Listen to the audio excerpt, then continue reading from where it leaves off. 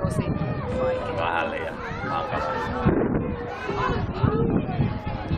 Mä otin se tolliin Springkampissa, sehän on niinku lähellä, se onkaan lähempänä Springkampia. Mutta siinä oli aikamoinen järjestely, ja siellä oli ihan naurettava peli, 2 kertaa 10. Okei. Vähän lämmin. Niin. Eka päivä, niin mitä 40 minuuttia peliaikaa. No joo. Tietysti sit se muu aika, nyt laiva. Joo, ja siis sitähän se olikin, että se niinku joukkueen yhdessäolohan se niinku oli ajatuksena. Niin, ja sitten pelillisesti niinku pitää jälkeen. Aika päästäkästä kohtaa. Hieno, kyllä niin kiinni!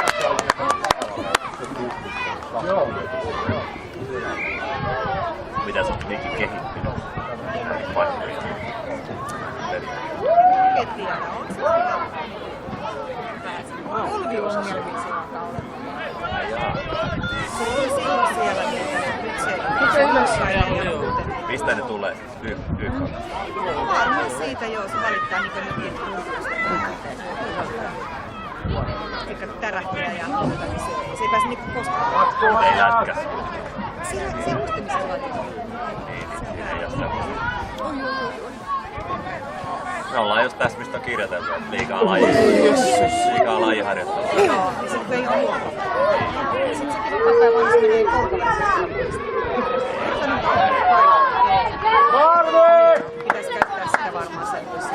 Ja sit tossa veskaamassa ei välttämättä tuu sitä juoksua niin paljon, että tavallaan lihakset ja muut vahvistuu siinä samalla. Se ei varmaan päivässä varmaan taas tosi paljon kentällä. Entä siinä varmasti on. Se on sää, niin tarvitsee vähän peluuttaa.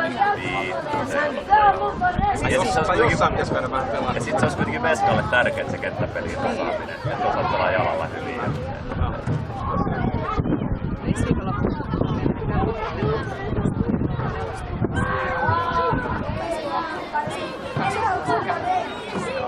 Sitten menee siitä, että siellä käydään sitten kentällä.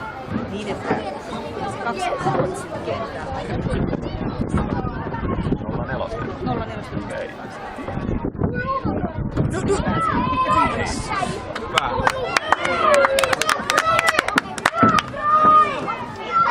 Niin, en mä tiedä miksi se on nyt tehty näin, että veskat on vaan veskoja, että ne ei voi muuta pelata.